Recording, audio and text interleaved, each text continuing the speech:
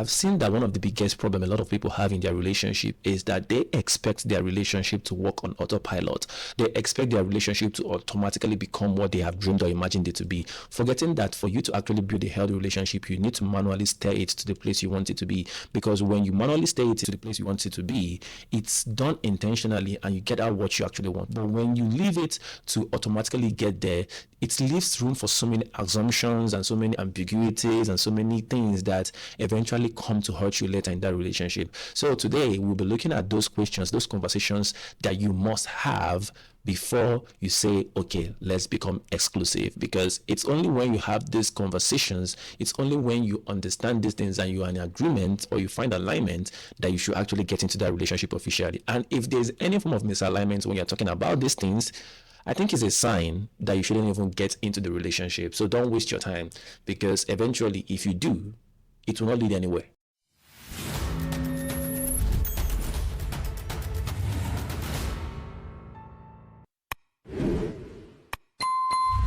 The first question you need to ask them is, what are you looking for right now? And I have some things I wrote down here because I don't want to forget anything.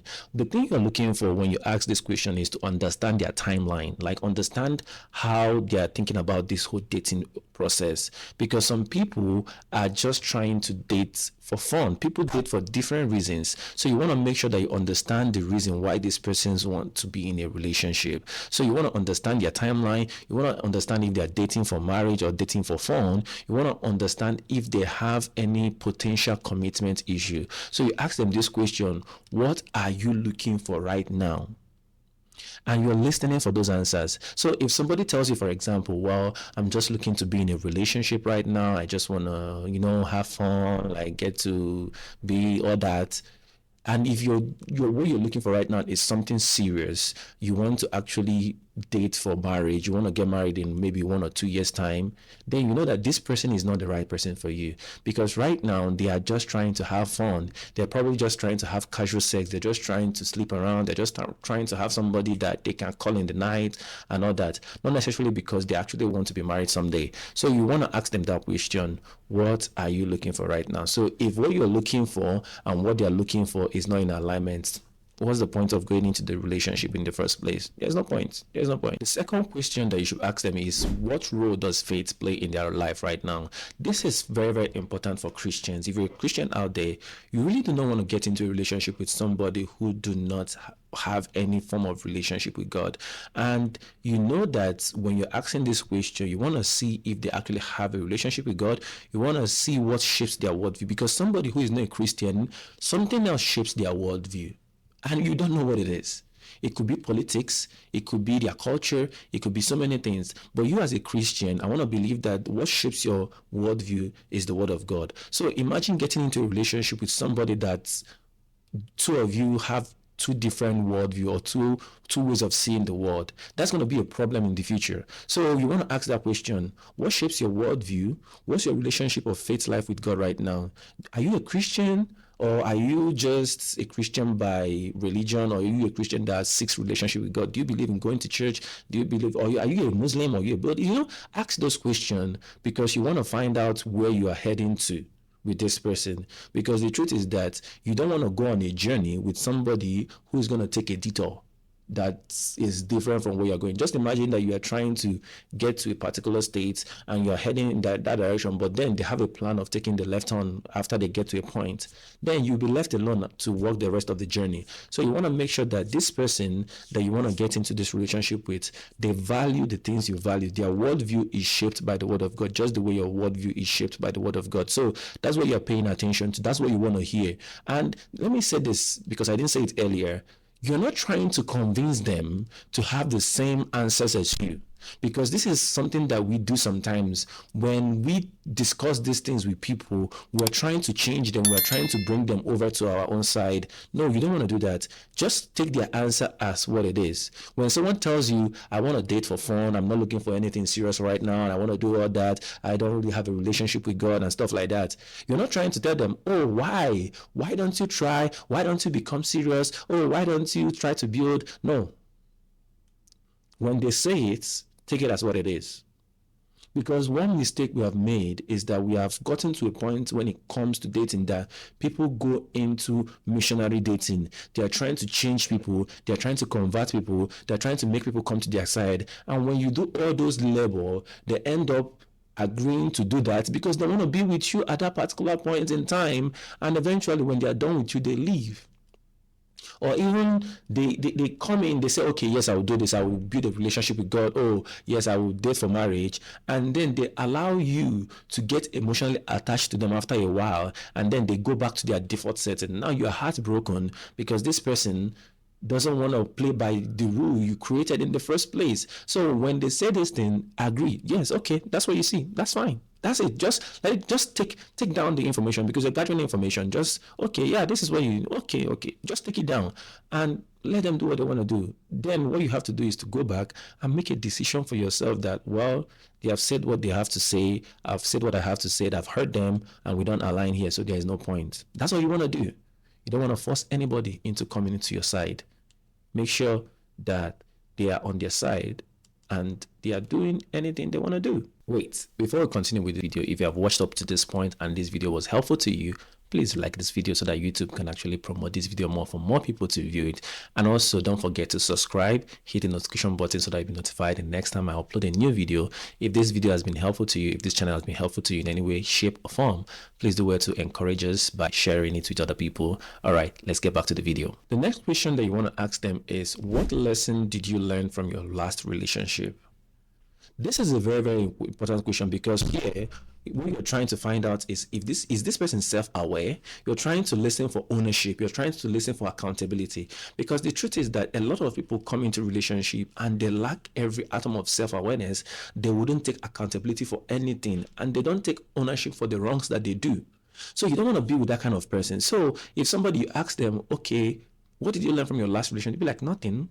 Or even when they start talking so bad about their ex, oh, my ex did this, oh, my ex did that, oh, my ex, and they never mention one area, 2 areas, or even half an area where they got it wrong or something they did wrong, then you need to be careful with that person, because that's a person that lacks every form of accountability. That's a person that doesn't take ownership or is not even self-aware. Because sometimes when a relationship ends, there are 2 people involved.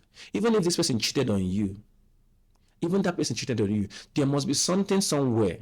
I'm not saying that you are not allowed to excuse something, but then there's always something to learn. And also, even in the case of cheating, for example, what did they learn from that situation? Another thing you are listening for is to see if this person is healed. Because the truth is that when evil things happen to people, sometimes the lesson they learn from it is not healthy. You get what I'm saying? Sometimes when people, for example, are cheated on or they are abused violently and stuff like that, yes, they might be the victim in that situation, but you want to make sure that the lesson they learn from it is positive. It's not just negativity everywhere. Because the truth is that, for example, somebody who is being cheated on and you ask them, what did you learn from this relationship? And they say, do not trust your partner. What do you think? What do you think is the fate of your relationship with that person? Yes, something bad happened to them, but they learned the wrong lesson. They didn't learn the lesson that they're supposed to learn, because now they are going into another relationship with the mindset that I'm not going to trust this person. Now they're going to punish you because of the crimes of their ex.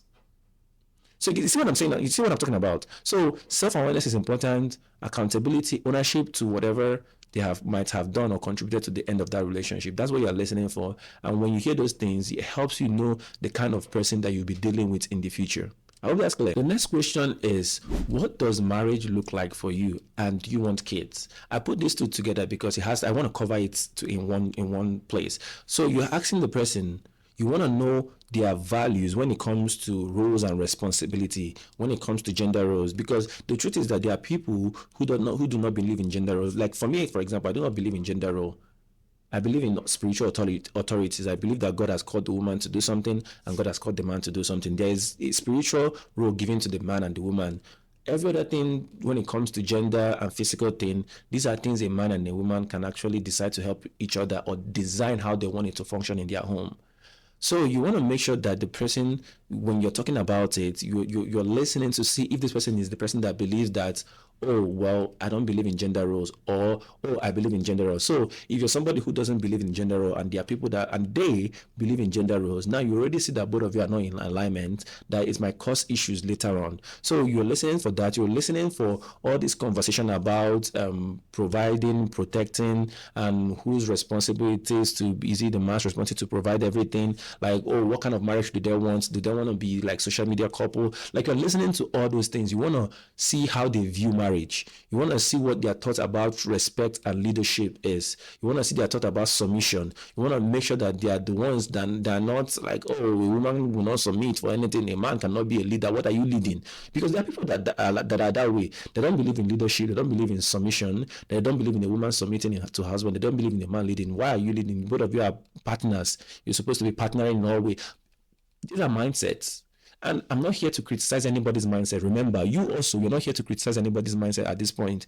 You're just here to listen, to offer your own view, and to also pay attention to theirs, so that when you go back home, you can say, okay, I've heard what they had to say, then I'm comparing it to what I had to say, and if it's not aligning, then you go your way. So you're listening to expectation, and you're listening to everything that has to do with marriage. Also, when it comes to kids, you're listening to, do they want to have kids or not?